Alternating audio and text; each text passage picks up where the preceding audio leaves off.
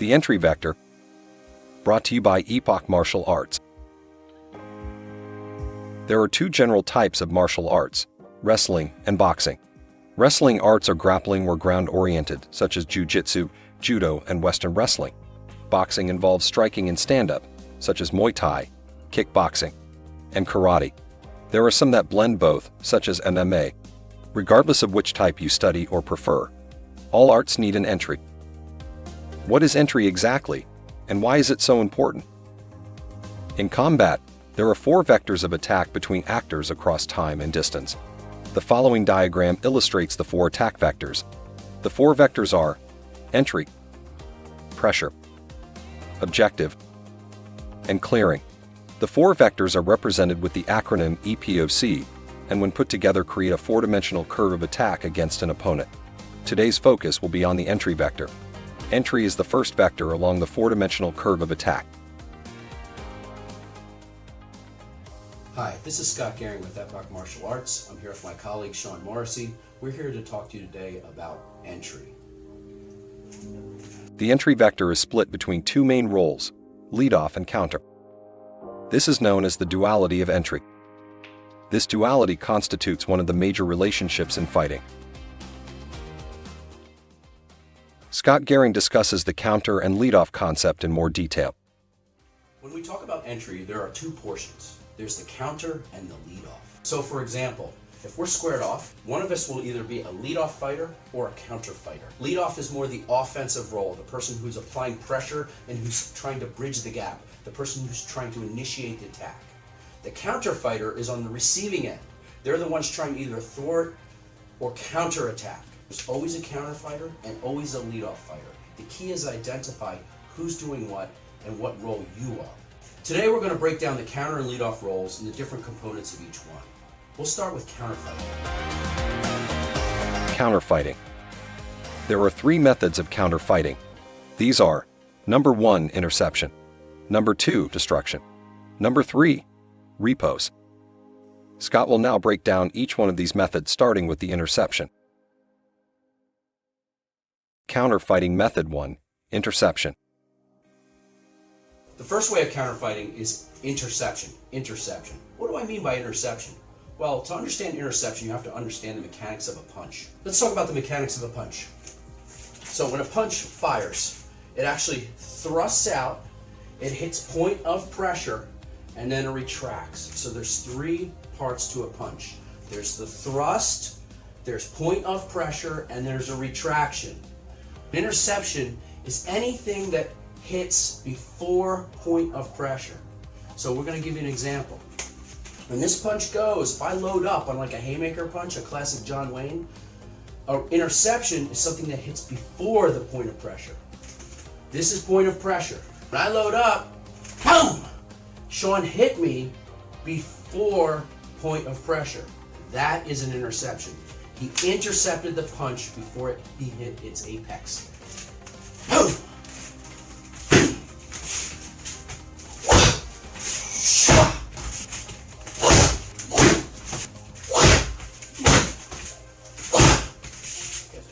That is interception. Anything that hits before point of pressure.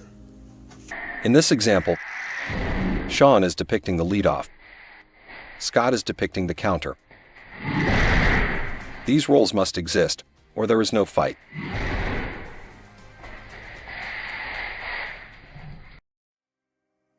Counterfighting method 2, destruction. The next way of counterfighting is the destruction. The destruction. What exactly is the destruction? Well, before we describe the interception is anything that hits before point of pressure. Well, destruction is anything that hits at point of pressure. So in this case, we're going to use a front elbow destruction as illustration. For purpose of illustration, I put a leg pad on. We're going to show the destruction against the foot or the kick. The moral of the story is this is not limited to just punches.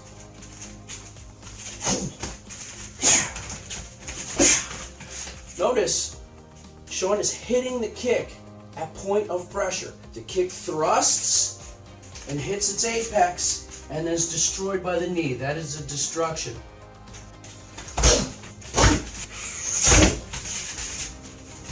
Notice Sean's mixing up the punches. He's doing threat jabs, crosses. It doesn't really matter. It could be from the rear hand, the front hand. It could be hook. It doesn't matter. As long as it's hitting at point of pressure, it is a destruction. Notice I'm using the front hand. It could be the rear hand. I could use rear elbow shot.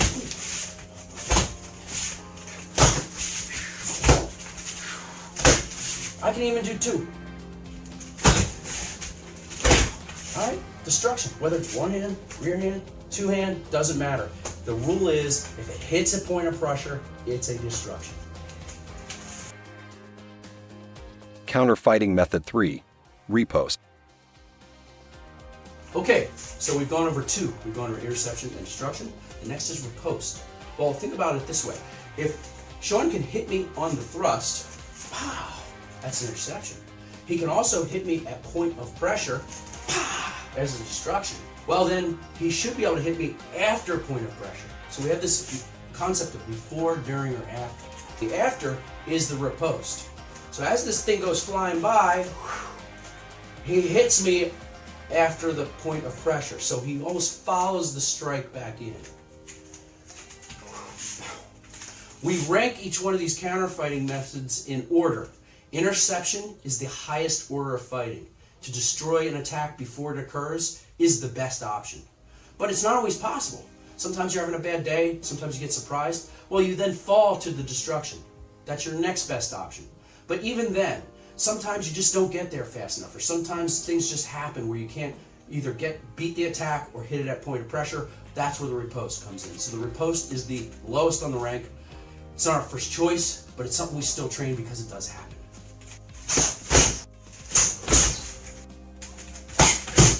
Notice the riposte. It's 2-beat attack. The interception was a single beat attack. The destruction was a single beat attack. But this one's a 2-beat attack. It takes a little longer.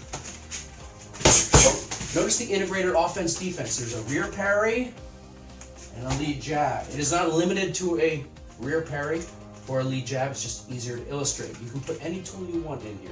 We're just using the parry and jab combination because it's quick and easy and effective.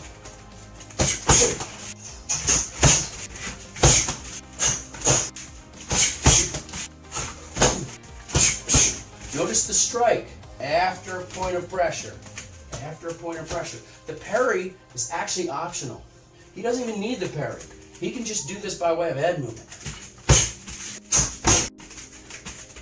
Yeah, that's the riposte.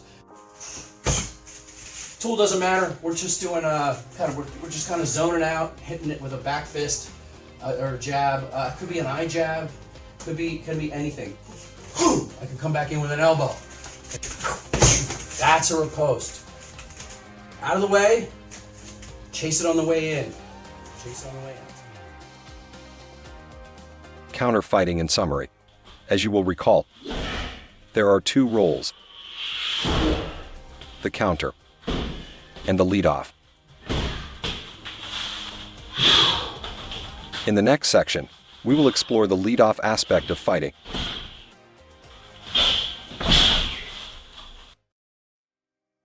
Intro to leadoff fighting. Scott Gehring discusses the leadoff concept in more detail. As you recall, there are two types of entry. There's a counter and a leadoff. We've already reviewed with you the counter portion. Now we're going to move into the leadoff portion. What exactly is leadoff? Well, leadoff is the guy who's initiating action, the proverbial attacker, if you will, the person who's bridging the gap. Whereas the counter fighter is the person receiving the action. Why don't we use the term offense-defense? Because both leadoff and counter have elements of offensive-defense integrated into them.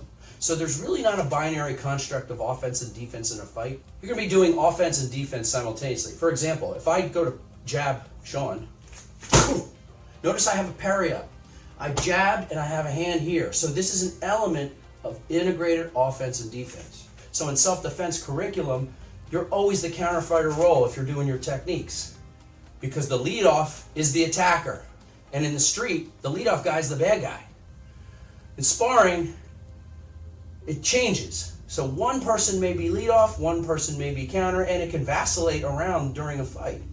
People have certain tendencies. Some person may have a tendency for counterfighting, Another person may have a certain tendency for leadoff. I invite you to identify what role you're in and during a fight and what the tendency is. Leadoff fighting. There are 6 methods of leadoff fighting. These are: number 1, direct; number 2, indirect; number 3, immobilization; number 4, broken rhythm; number 5, independent motion; number 6, combination. Scott will now break down each one of these methods, starting with direct. Leadoff method 1. Direct.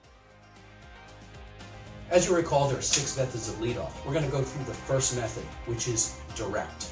Direct leadoff is very straightforward. It's any kind of direct attack. What is it? How do we define a direct attack exactly? Well, direct attack is anything that hits an opponent's key objective line.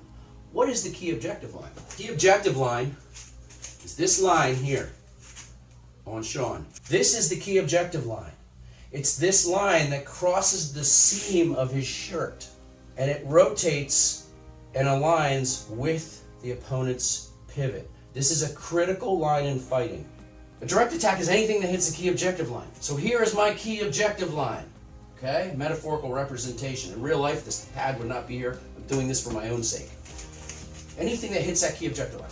Boom! That was a good basic jab. That's a direct attack. Why? Because it hit my key objective line. Notice we call this a leadoff attack because he's initiating the action. It's a leadoff direct attack because he's leading off against my key objective line. We don't call this offense and defense, as I said before, because everything we do has built-in offense defense. For example, when he does this jab, notice he's got defensive posture. So it's integrated offense and defense. Direct leadoff attack, he's hitting my key objective line. Leadoff method 2. Indirect. The next leadoff method is indirect. So if I can hit the key objective line directly, I can hit it indirectly. An indirect attack is anything that evokes a response that doesn't hit key objective line directly. Well, what does that mean? Perfect example is a fake. If I fake Sean and he goes for it, well, I've elicited a response. My attack was successful, but I didn't actually hit the key objective line. For me to hit the key objective line, I would have had to go all the way through. That's a direct attack. Indirect attack, I evoked the response, but I didn't hit the key objective line. Boom! So my attack was still successful. So a fake is the perfect example of the indirect attack. So I'm gonna try to block the punch. Sean's just gonna fake me out. Yeah, there you go. First one I blocked, second one I blocked. There were attempts at direct attacks, and then he pump faked, and I still went for it. He elicited a response, his attack worked. That may create up an opening for a follow-up. Yeah, see that? He faked me out, and then there was an opening for his cross. You can use it to learn about the opponent's reactions, and you can also use it to create openings. You can use it to misdirect. So there's a lot of deceptive characteristics of the indirect attack. Leadoff method 3. Immobilize. The next method of leadoff is immobilize. Immobilize. Okay, so if I can hit the key objective line, kabam! That's direct. If I elicit a response without hitting the key objective line, well, that's indirect. Okay, so you can think of direct as long, and you can think of indirect as short. Well, immobilize is kind of like medium, because I'm not hitting the key objective line, but I'm making contact with the opponent. So, Sean's got his hands up like a guard. For me to get a direct attack, I have to go all the way through that guard. For me to do a fake, I'm coming toward the guard, but I'm not making contact. The immobilize actually attacks the guard. So we have long, we have short, and we have medium. That's an immobilized attack.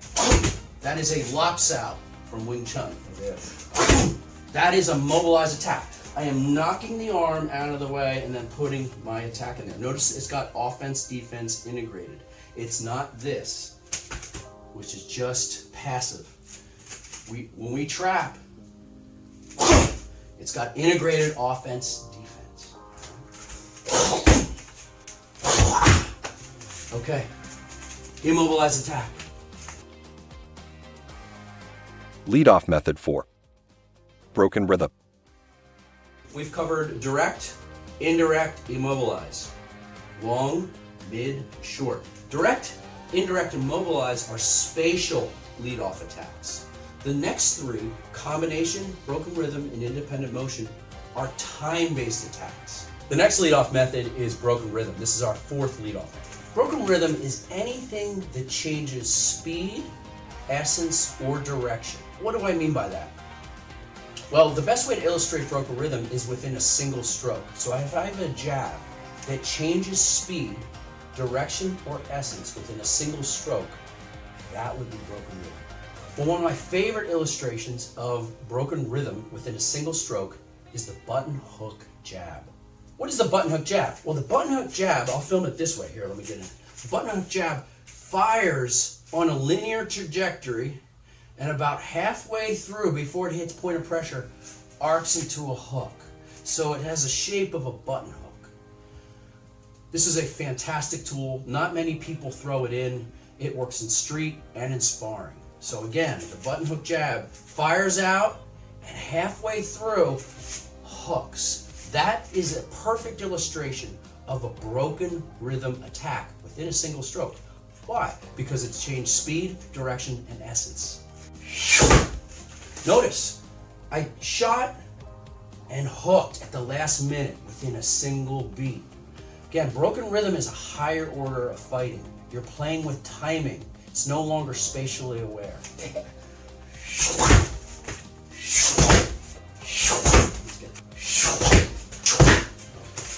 The hook, it comes out and then flaps. It comes out and flaps, and the mechanics come from the body. Looks like a direct attack, and then pops out the end. Notice the speed, direction, and timing of that stroke changed before it hit point of pressure. Now again, point of pressure is a little bit obfuscated because of the pads that would normally be on a person's head or body or whatever. That's an example of the button hook jab, leadoff method 4, broken rhythm. Leadoff method 5. Independent motion. Okay, the next leadoff method is independent motion, one of my favorites. One of the highest orders of leadoff fighting. Again, this is a timing-based attack. What you're doing is you're desynchronizing your body. In most of the other attacks, the body all works together. It's fused. For example, if I throw a direct punch, it's fused with my body.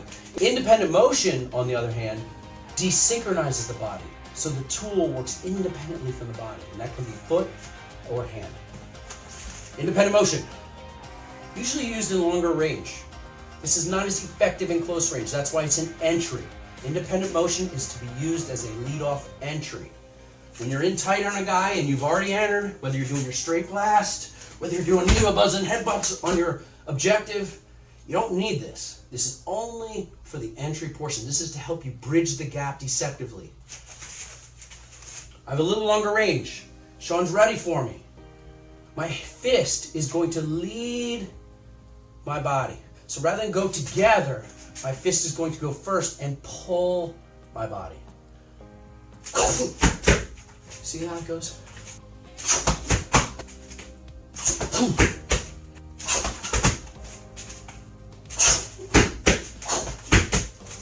So what happens is my hand is going, boom! It's launching and it straightens and my body is still at this point. So it's already halfway in. At that point then, it's like a pulley system that starts pulling my body toward the target. I almost have to catch myself from falling. Watch how I pull Sean. See how his hand goes straight, boom, and that's it. And you want to get that feeling of being pulled and recreate that yourself. All right, this is a little game we play to test our independent motion. Sean's gonna poke me in the stomach. Go ahead. You're not gonna punch the shit out of each other. Just a little poke's good enough. Poke me in the stomach. Boom. Now, if I can't block here, if he's putting classic mechanics in, he'll telegraph. Go. I can see that coming from a mile away. Good. All right, but if he gets his independent motion, the hand will extend and be almost to the target, and it'll be much harder for me to detect. in which case he'll score and the block will come in afterwards. That's how you know if you're doing it right. Oh, yeah, that was it. Now, as you get better at this, we're kind of a little close. I'm going to try to expand the distance up to about 2 to 3 feet. If you can get this off of 2 to 3 feet, you know you got it. That's independent motion. It's one of the highest orders of fighting, especially when it regards to deceptive penetration. Leadoff Method 6. Combination. Our last one, real simple, is combination. Combination is the easiest of all of them. It's our 6th leadoff method. It's taking any one of the other prior leadoff methods we've done and putting it in combination. So that could be direct, indirect, a combination of direct, indirect, independent motion, any kind of combination. It's kind of a catch-all bucket. All right, so what he's doing is he's doing an indirect on the opener. I'm going for it, creates the hole, boom, and he's following up with direct to key objective line. Okay, so it's a combination leadoff method. Again, I'm going for it, boom, he's hitting that high line. That's combination. Play with these. Any combination of the prior 5 leadoff methods is a combination leadoff method. This concludes our section on leadoff fighting. In summary, between the counter and leadoff roles, there are 9 entries. The following diagram illustrates some of the key concepts discussed in this video.